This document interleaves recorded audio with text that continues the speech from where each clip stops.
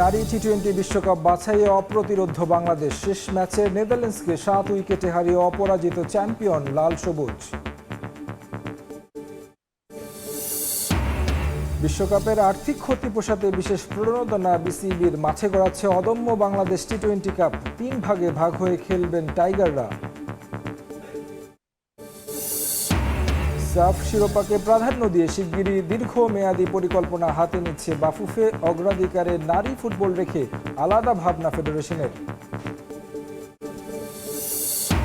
এবং লা লিগায় এলচের বিপক্ষে জয়ে পয়েন্ট টেবিলের শীর্ষস্থান ধরে রাখল বার্সেলোনা। নিউক্যাসলকে হারিয়ে 5 ম্যাচ পর ইপিএলে জয় লিভারপুলের।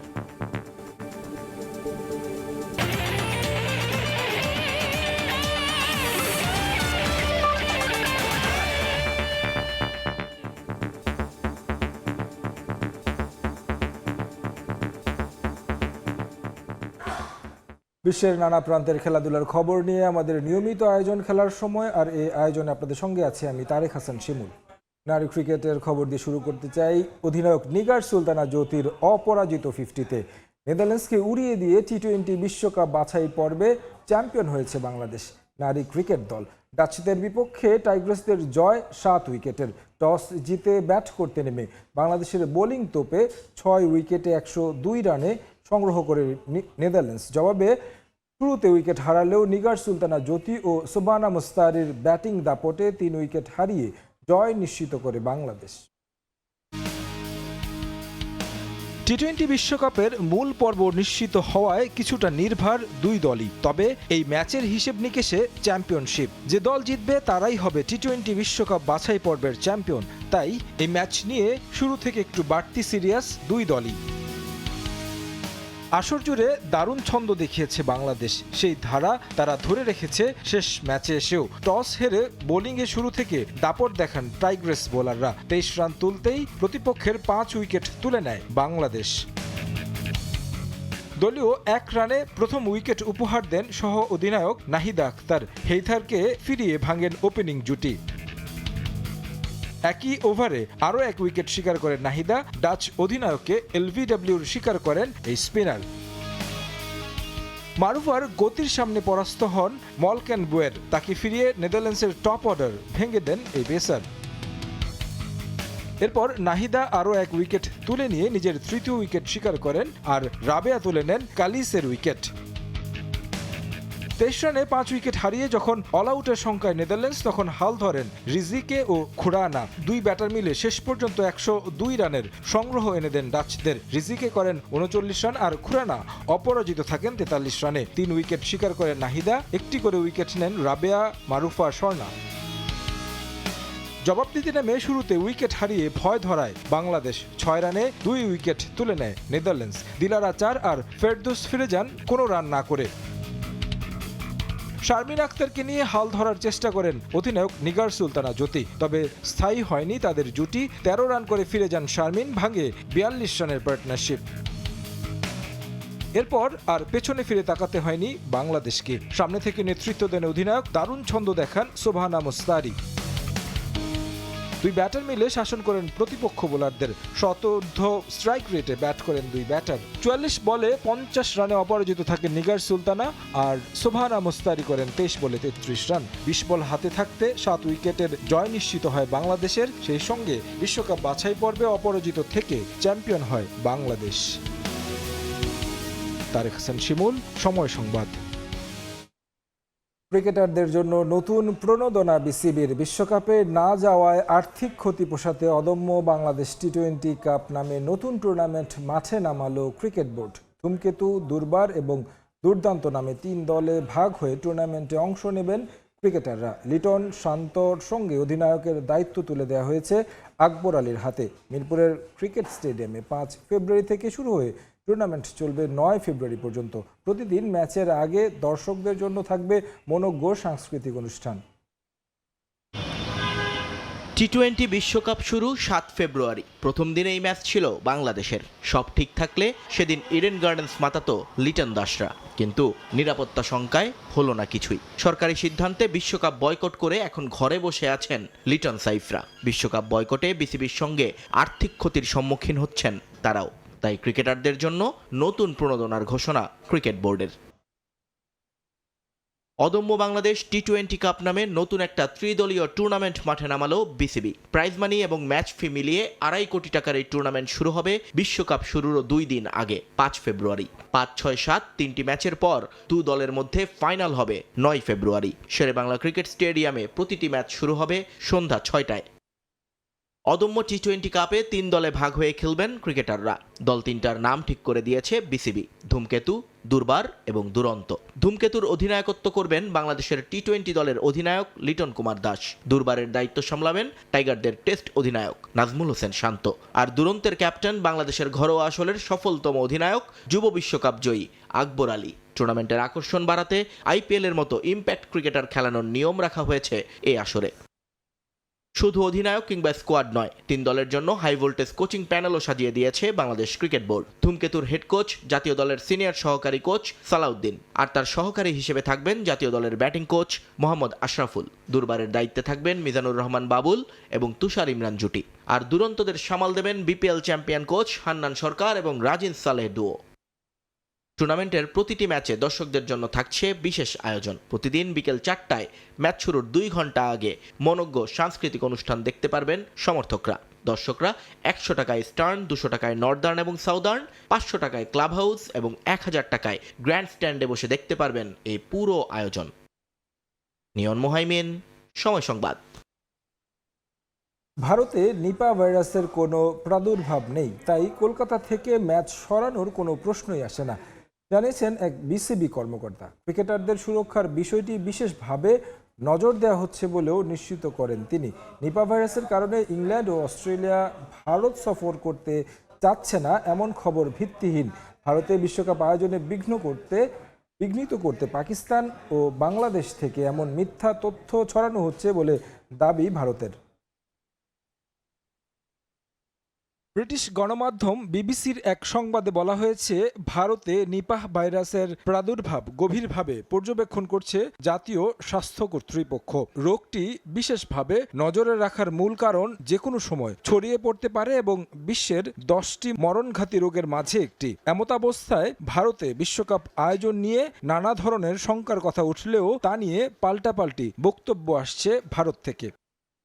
সম্প্রতি বেশ কিছু গণমাধ্যম খবর প্রকাশ করেছে, নিপাহ ভাইরাসের প্রাদুর্ভাবের মাঝে ভারত সফর করতে অসম্মতি জানিয়েছে ইংল্যান্ড ও অস্ট্রেলিয়া। এরপর থেকে পাল্টা খবর প্রকাশ করছে ভারতীয় গণমাধ্যম। বিভিন্ন প্ল্যাটফর্ম দাবি করছে পাকিস্তান ও বাংলাদেশ থেকে বিভ্রান্তিকর তথ্য ছড়ানো হচ্ছে, যার মাধ্যমে আতঙ্ক তৈরি করা হচ্ছে। নিরাপত্তাজনিত কারণে ভারত সফর করছে না বাংলাদেশ, যে কারণে বিশ্বকাপ থেকে বাদ দেওয়া হয়েছে টাইগারদের। রাজনৈতিক বৈরী সম্পর্কের কারণে পাকিস্তান যায় না ভারতে, তাই সম্প্রতি নিপাহ ভাইরাস নিয়ে হওয়া খবরের দায় বাংলাদেশ ও পাকিস্তানের উপর চাপাচ্ছে ভারত। এমতাবস্থায় প্রশ্ন উঠছে, যেহেতু ভারতের কলকাতা শহরে নিপাহ ভাইরাসের প্রাদুর্ভাব আছে, সেখান থেকে ম্যাচ সরিয়ে ফেলা হবে কিনা এ বিষয়ে নাম প্রকাশ না করার শর্তে কথা বলেছেন ভারতীয় ক্রিকেট বোর্ডের এক কর্মকর্তা। তিনি বলেন, কলকাতা থেকে ম্যাচ সরিয়ে নেওয়ার মতো কোনো শঙ্কা নেই, পরিবেশ স্বাভাবিক ও নিরাপদ আছে। তবে সরকার বা রাজ্যকর্তারা ভিন্ন পরামর্শ না দেওয়া পর্যন্ত পূর্ব পরিকল্পনা মতো খেলা চালিয়ে যাবে বিসিসিআই। এই মুহূর্তে নিপাহ ভাইরাসের ছড়িয়ে পড়ার কোনো ধরনের শঙ্কা নেই। বিসিসিআই কর্তা শঙ্কার বিষয়টি উড়িয়ে দিলেও ভারত সরকার ও বিশ্ব স্বাস্থ্য সংস্থা বিষয়টি হালকাভাবে নিচ্ছে না। স্বাস্থ্য ও পরিবার উন্নয়ন মন্ত্রণালয়ের পক্ষ থেকে বলা হয়েছে, নিপাহ ভাইরাস সংক্রান্ত বিষয়টি রাষ্ট্র ও রাজ্যের পক্ষ থেকে বেশ গুরুত্বের সহকারে দেখা হচ্ছে। পর্যবেক্ষণ, ল্যাব টেস্ট এবং মাঠ পর্যায়ে অনুসন্ধান বাড়ানো হয়েছে। পরিস্থিতি সার্বক্ষণিক পর্যবেক্ষণ করা হচ্ছে এবং স্বাস্থ্য সেবার বিষয়গুলো নিশ্চিত করা হয়েছে। এখন দেখার বিষয়, শেষ পর্যন্ত এমন পরিস্থিতির মাঝে ইংল্যান্ড, অস্ট্রেলিয়া, নিউজিল্যান্ডের মতো দেশগুলো ভারতে সফর করে কিনা। তারেক হাসান শিমুল, সময় সংবাদ। অনূর্ধ্ব-19 নারী সাফের খবর। ভুটানকে গোল বন্যায় ভাসিয়ে টুর্নামেন্ট শুরু করল বাংলাদেশ। মুনকি, তৃষ্ণা ও আলপি আক্তারের হ্যাট্রিকে 12-0 গোলের জয় পেয়েছে ডিফেন্ডিং চ্যাম্পিয়নরা। পোখারা রঙ্গশালায় এগিয়ে যেতে বেশিক্ষণ সময় নেয়নি বাংলাদেশ। 28 মিনিটে প্রথম গোল করেন মামুনি চাকমা। কর্নার থেকে নেয়া শট সরাসরি চলে যায় প্রতিপক্ষের জালে। এরপর বাংলাদেশের আধিপত্যের সামনে টিকতে পারেনি ভুটান।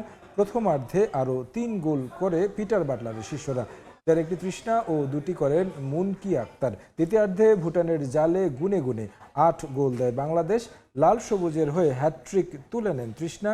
আলপি মুনকি একাই করেন 4 গোল, একটি গোল করেন অর্পিতা। লিগ ভিত্তিক টুর্নামেন্টে পয়েন্ট টেবিলের শীর্ষ 2 দল খেলবে ফাইনাল।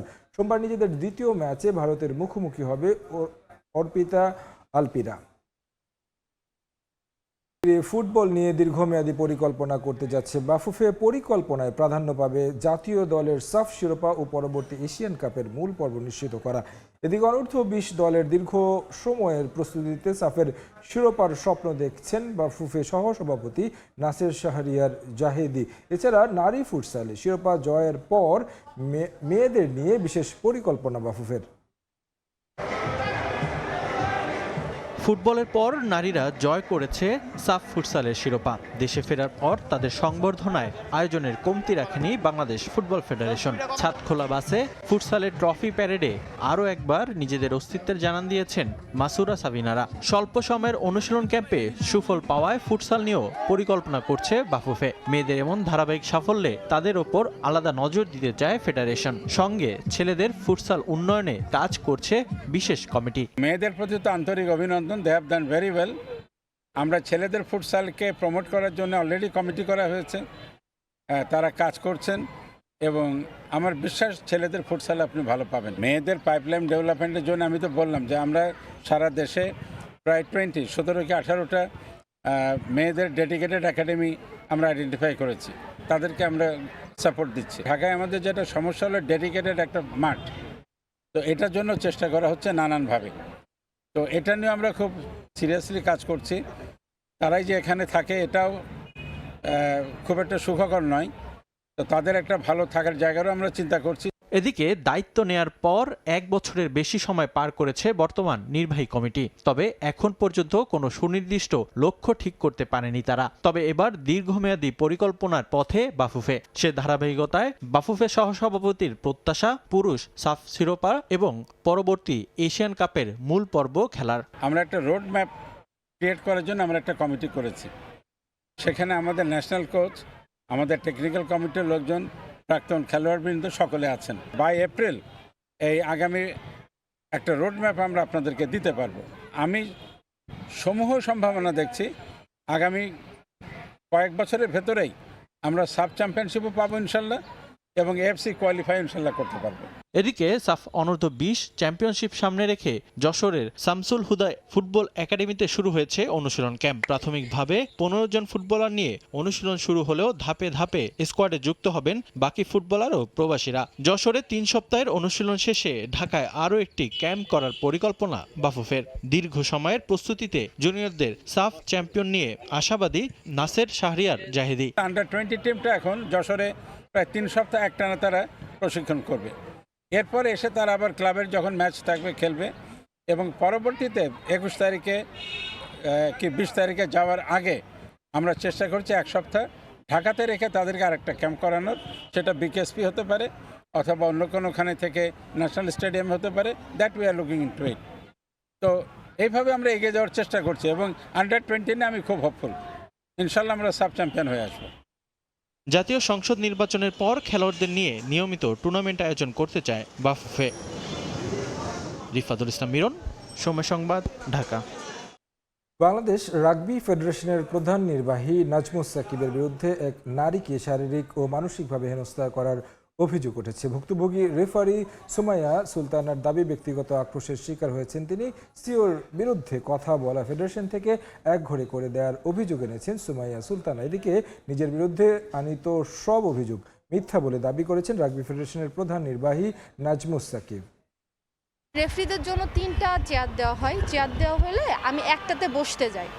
বসতে গেলে তখন সে আমার পেছন থেকে চেয়ার টেনে ধরে, চেয়ারে সরিয়ে দেয়, আমি অবচেতন হয়ে নিচে পড়ে যাই। আমি একটা রেপুটেড স্কুলের ফিজিক্যাল এডুকেশনের টিচার, আমার সাথে এই ব্যবহারটা আমি মেনে দিতে পারি নাই।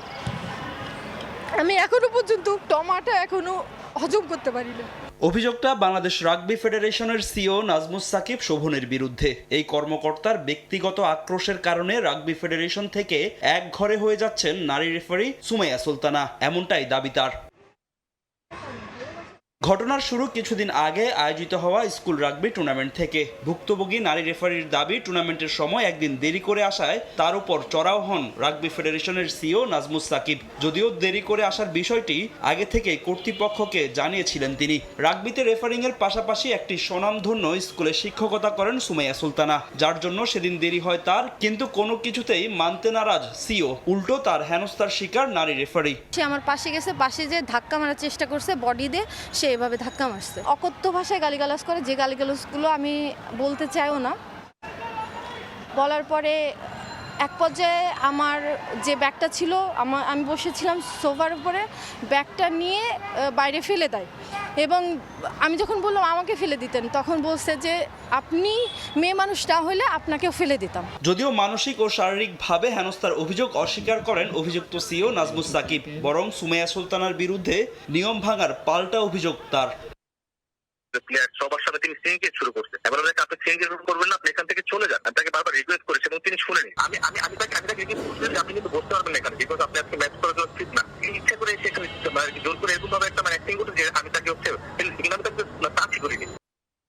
অভিযুক্ত রাগবি ফেডারেশনের সিওর দাবি, এই ঘটনার পর সুমাইয়া সুলতানাকে ডাকলে তিনি আসেননি ফেডারেশনে। তাকে শোকজ লেটারও পাঠিয়েছে রাগবি ফেডারেশন। ফাহিম ইসলাম, সময় সংবাদ, ঢাকা। আবারও স্বাগত খেলার সময়। লা লিগায় এলচেকে 3-1 গোলে হারিয়েছে বার্সেলোনা। এই জয়ে পয়েন্ট টেবিলের শীর্ষস্থান আরও মজবুত করল কাতালানরা। এদিকে ইংলিশ প্রিমিয়ার লিগে নিউক্যাসেলকে 4-1 গোলে হারিয়ে 5 ম্যাচ পর জয় পেয়েছে লিভারপুল। রিয়াল মাদ্রিদ না পারলেও চ্যাম্পিয়ন্স লিগে সরাসরি শীর্ষ 16 নিশ্চিত করেছে বার্সেলোনা। সবশেষ ম্যাচে কোপেনহেগেনকে 4-1 গোলে উড়িয়ে দিয়েছে হ্যান্সি ফ্লিকের শিষ্যরা। সেই রেশ যেন ধরে রেখেছে লা লিগায়ও। প্রতিপক্ষের মাঠে এলচেকে নিয়ে একরকম ছেলে খেলা করল বার্সা। এদিন শুরু থেকে দাপট দেখায় কাতালানরা। তরুণ লামিন ইয়ামালের গোলে শুরু, ম্যাচের 6 মিনিটে দুর্দান্ত গোল করেন এই স্প্যানিশ। এরপর আক্রমণ পাল্টা আক্রমণে চলে দুই দলের ম্যাচ। 29 মিনিটে সমতায় ফেরে স্বাগতিক এলচে, গোল করেন আলভারো রদ্রিগেজ। বিরতিতে যাওয়ার আগেই লিড নেয় বার্সা। 40 মিনিটে গোল করেন ফেরান তোরেস। 2-1 হয় স্কোর লাইন। দ্বিতীয়ার্ধে আরও এক গোল পায় হ্যান্সি ফ্লিকের দল।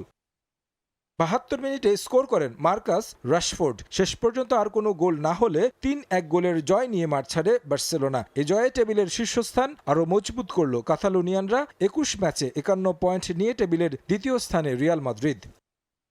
বাবার মৃত্যুর শোক এখনও কাটিয়ে ওঠেননি ইব্রাহিম কোনাতে। পেশাদার ফুটবলার বলেই মাঠে ফিরিয়ে দিয়েছেন নিজের সর্বোচ্চটা। লিভারপুলের জার্সিতে গোল করে প্রশংসায় ভাসছেন এই ডিফেন্ডার।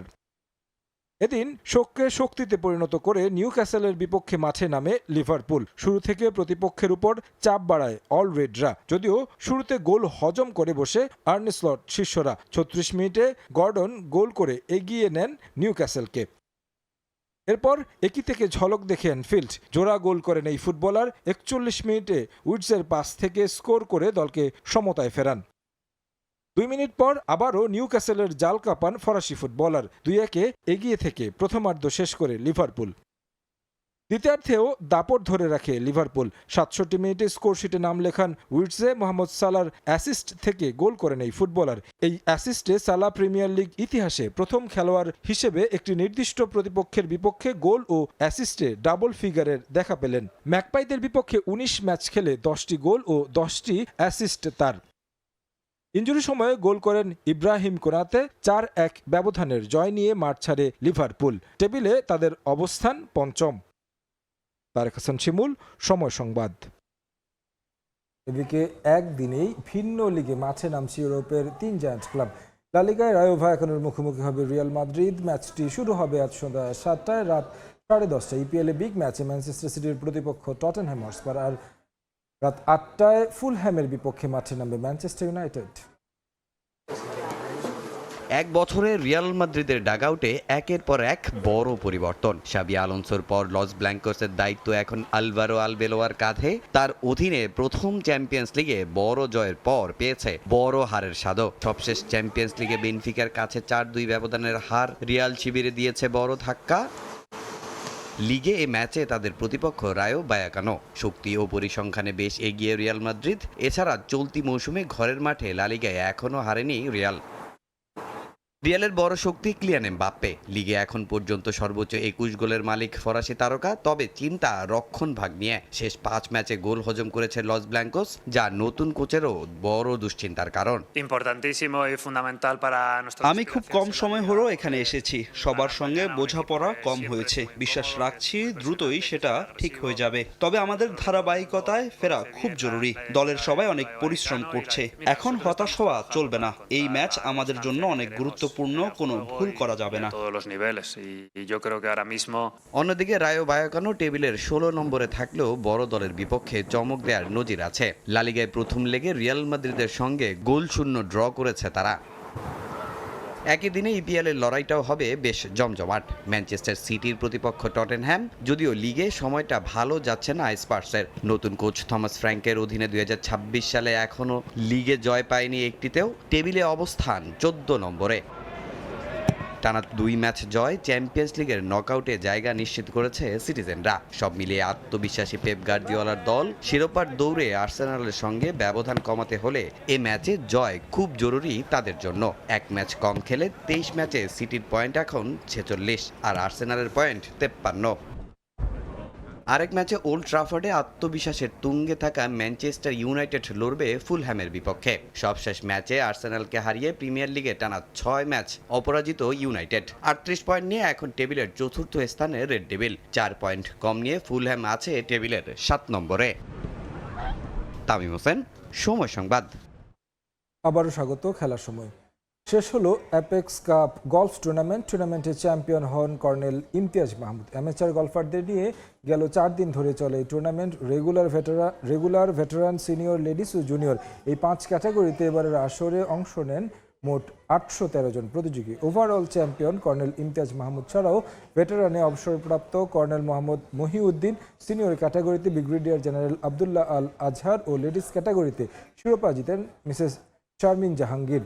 বিজয়ীদের হাতে পুরস্কার তুলে দেন সেনাবাহিনী প্রধান জেনারেল ওয়াকারুজ্জামান। এছাড়া অনুষ্ঠানে উপস্থিত ছিলেন বাংলাদেশ সেনাবাহিনীর একাধিক উচ্চপদস্থ কর্মকর্তা। খেলার সময়ের শীর্ষ সংবাদগুলো জানিয়ে দিচ্ছে আরেকবার। নারী টি-20 বিশ্বকাপ বাছাইয়ে অপ্রতিরোধ্য বাংলাদেশ। শেষ ম্যাচে নেদারল্যান্ডসকে 7 উইকেটে হারিয়ে অপরাজিত চ্যাম্পিয়ন লাল সবুজ।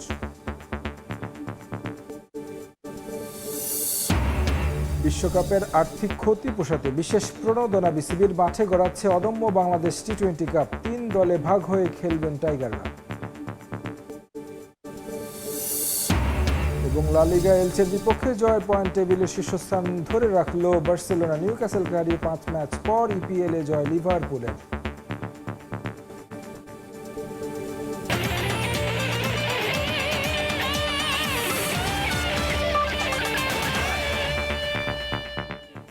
এই ছিল খেলার সময়। এরপর দুপুরের সময় সঙ্গে থাকবেন ওমর ইমান। ধন্যবাদ শিমুল। দুপুরের সময় নিয়ে আসছি কিছুক্ষণ পর, সঙ্গে থাকুন সময়।